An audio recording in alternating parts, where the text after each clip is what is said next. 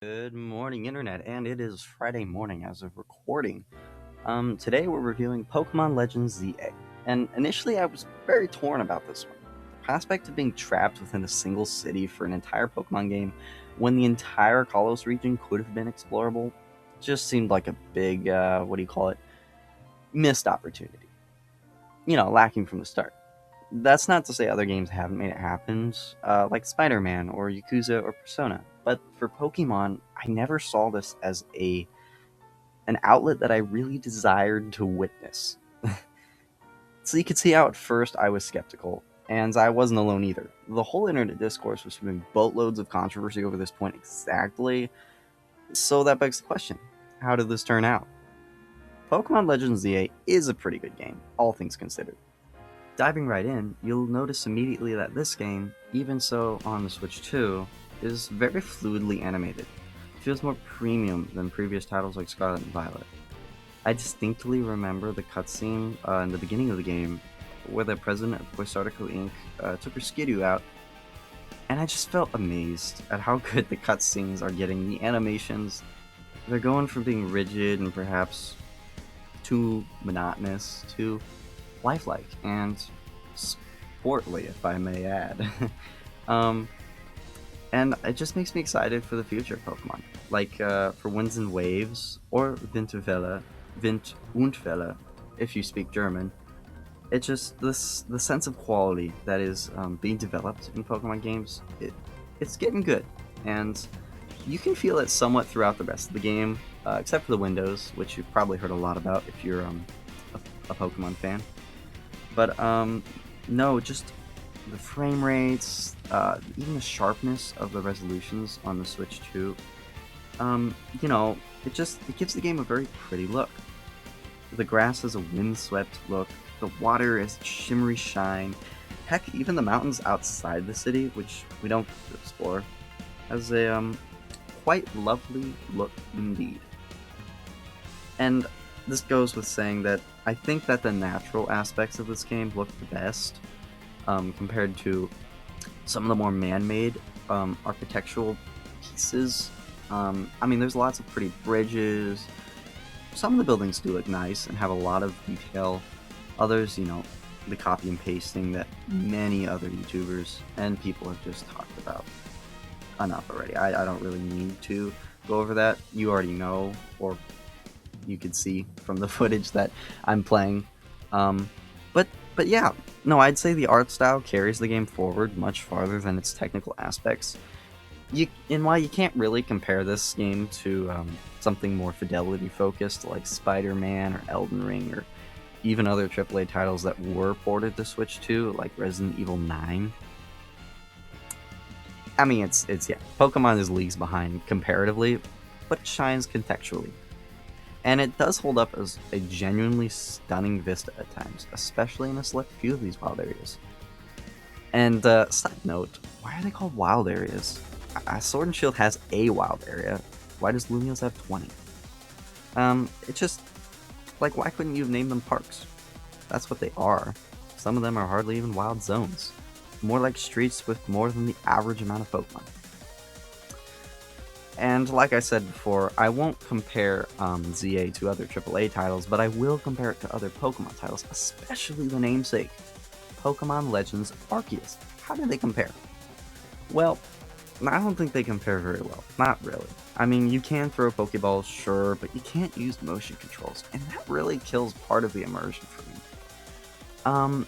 There's not a refreshed look to the region. Lumiose is very much refreshed compared to the 2013 version on 3DS, but no, you can't explore Kalos, so not like Legends Arceus where they revamped Sinnoh, gave it a new name, or I guess an old name, Hisui, but and new Pokemon, not really. You got Megas, but to me that feels more like a new version of a Pokemon, not a new Pokemon.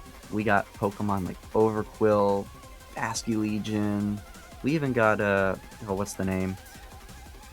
The new Genie, Enamorus. Sorry. Yeah, we even got new legendary forms like Origin Form Dialga and Palkia. And ZA doesn't have any of that. It just has some new megas. Throughout the entire experience, I wondered what it'd be like on the other side. You know, like a fully fleshed out game. You know, like the whole region with Lumios being part of it, the Lumios we got being part of it, but just being so much bigger, having these big open zones like Arceus, and for me that'll always hold it back because it doesn't include any of that. It could have been something bigger and more noteworthy, but at the end of the day, Pokemon Legends ZA is a city trotting adventure. Take it or leave it. So, I feel like it's probably about time to talk about some complaints. Yes, you probably saw this coming, but, well, firstly, why is an emotion aiming for the Pokeballs? That takes away most of the immersion. I do not like how, you need, well, in Legends Arceus, you could pay money to increase the size of your satchel and carry more items. In ZA, you just kind of have a limit. I don't like that. I don't like how, and I'll touch more on the story later, but it doesn't feel like there ever is truly a big bad. Like, it wants one. It really does, but there just isn't. Again, with the story, I feel like in the final act there, they raised the difficulty bar too high. The rest of the game didn't really bring you up to that point, I felt like it was a bit too harsh in the end.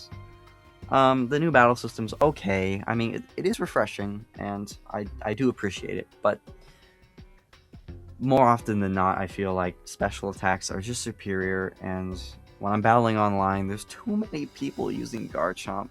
Come on, people. So let's get on to something a bit more constructive. Let's talk about game structure. I think that this game offers a lot of side dishes to its main course, which is the Zero Royale and the main story. But yeah, you'll see that in the form of side quests. This game has like 200 of them if you buy the DLC. There are lots of NPCs throughout the city doing various things. Pokemon, walk with them, you'll see people talking. Some people are interactive. I think overall, the structure of the city is very nice. I think it feels lived in. The gameplay works well. It really does. It works well for the environment that the city is, if that makes sense. Like the whole day-night cycle of the gameplay, where in the daytime you explore, you catch Pokemon in wild zones, in the night you go into the battle zones. It is very fluid. So the structure of the game, it feels good, I will say. But that's kind of where that ends. It gets very repetitive. You do need to take breaks, I think, if you play for extended periods of time, which is true for many games. But this game, I guess you could say it towed the line kind of a little thin at times, so do keep that in mind. Next, we can talk about some slightly smaller quality of life features, like the boxes, which, thank goodness, you can select up to 30 Pokemon at a time and move them between boxes, which isn't new. But what is new is that you can autofill the spaces in your boxes, and that is tremendous. I love it. I'd like to see more things like this in the future. For online play, you can only have 3 Pokemon on your team at once, so for me, I like to just do battle teams and then leave them in the box, and just have maybe like a regular gameplay team to use all the time. But for online battling, I usually use my battle teams, which is okay, but yeah, I mean, it's a little annoying. There is a very nice photo mode where you can take photos. I do like how in the photo shoot you can change the music of the camera or whatever you are that is. Yeah, so, and then the Pokemon reflect. They emote to the music, which is really cool. You can get like battle poses, they can fall asleep, they can make happy faces. It's quite nice. Yeah, so I mean, and since I played a lot of Scarlet and Violet recently, they're speaking of quality of life, they're it is a lot like Arceus in the sense that when you level up a Pokemon, the moves it learns and the mastery of them, when it wants to evolve, all that stuff, you can do that yourself manually in your menu. And I think that is amazing. That is something I truly, from the bottom of my heart, appreciate from coming from Scarlet and Violet, which I've been playing a lot more of recently. And it's just, yeah, I don't know what to say other than I really appreciated coming back to the effortless mechanics of Legends ZA. Okay, so now we can talk about the story for reals, which again will consist of spoilers. You arrive in Lumiose City for vacation, which is understandable, but immediately get pursued by this Tawny or Urbane chap, who will differ depending on your chosen gender.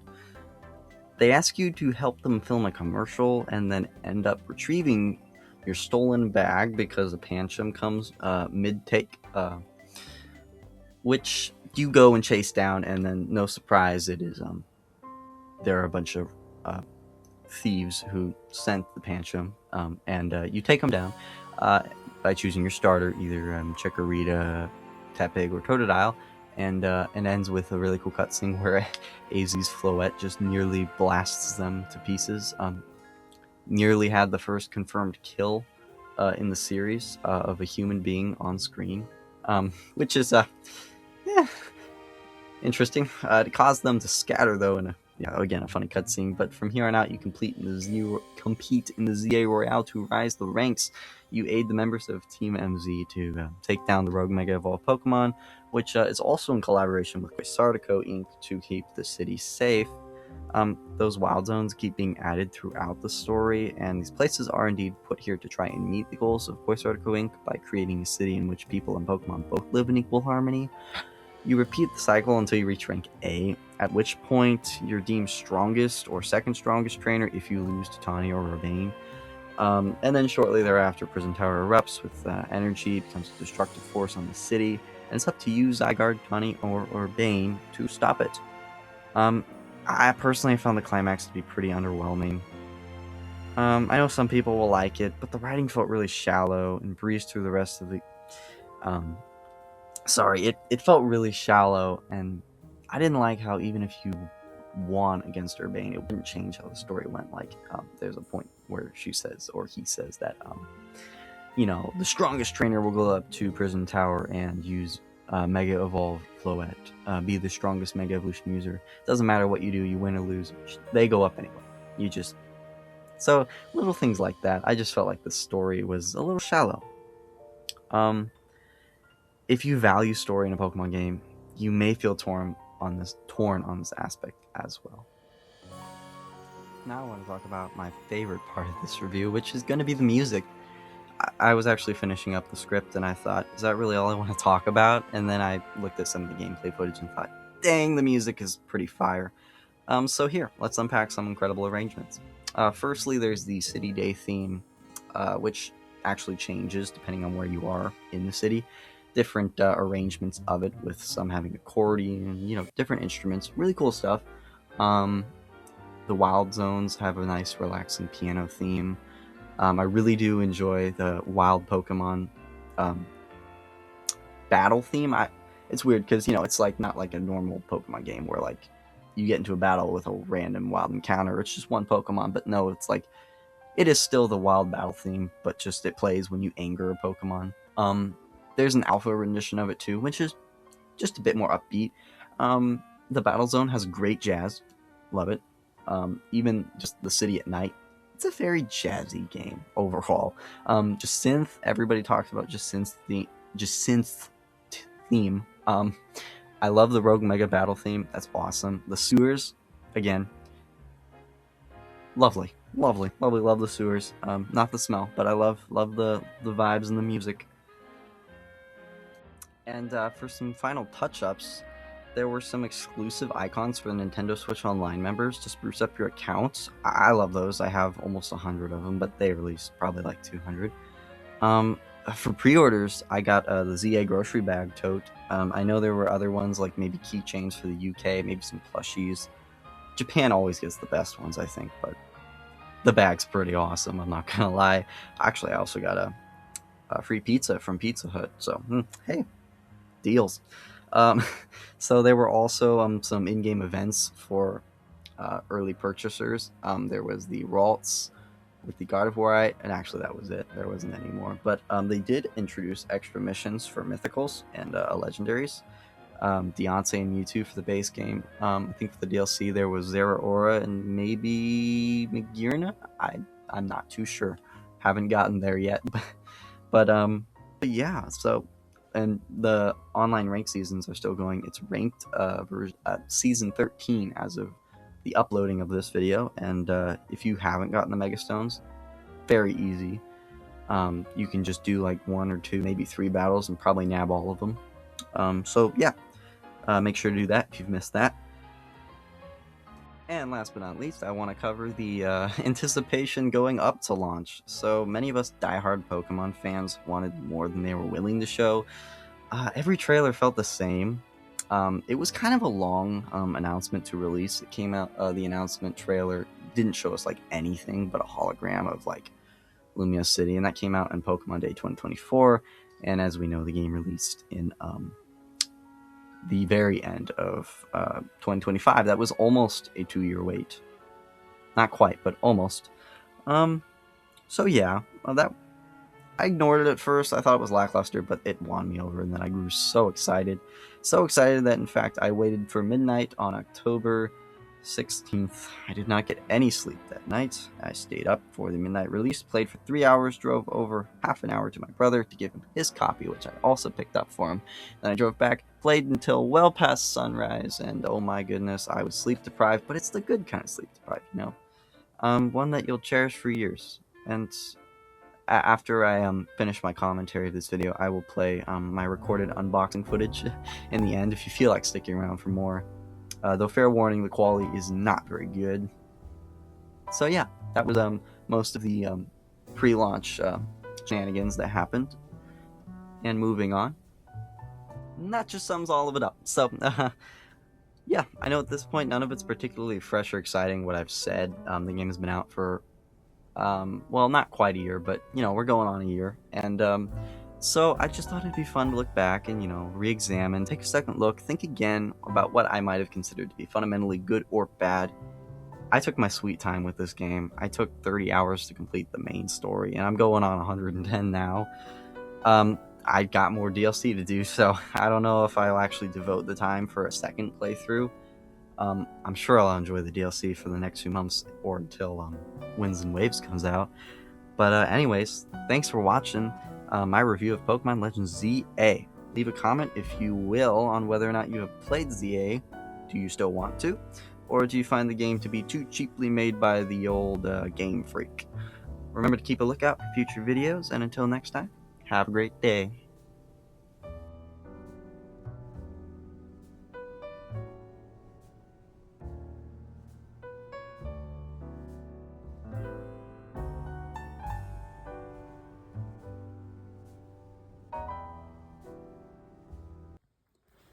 Alright, so just docked. Okay. Let me get to switch to the Pro Controller.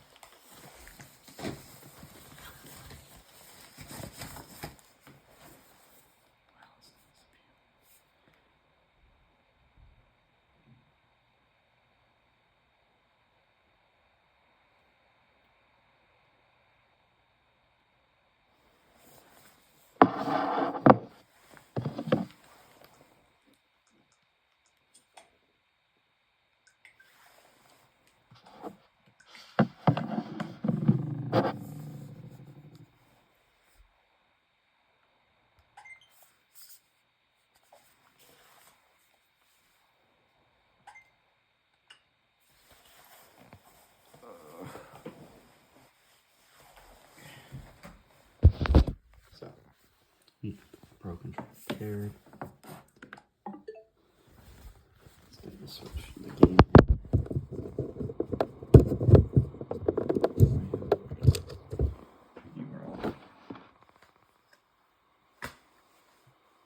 Oh, that's cool. Okay.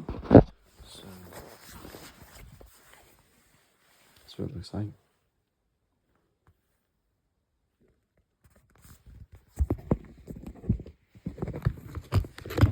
Wow, there's actually a lot. There's too many booklets. Okay, there's the map of Lumios. Beautiful, beautiful. But let's take a look at these booklets. So we got the Mega Gardevoir, which okay, but wow. Wow, okay, they actually, I'm not used to this service. They didn't have to include this. I'm actually just happy that they did. Anyway, let's pop that beautiful game in. Oh my gosh. We'll just see it. Alright, so here we go, we're popping it in. Boom.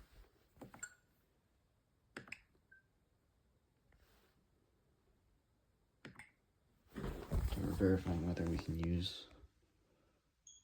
Okay, it's working, it's working, it's working. Alright,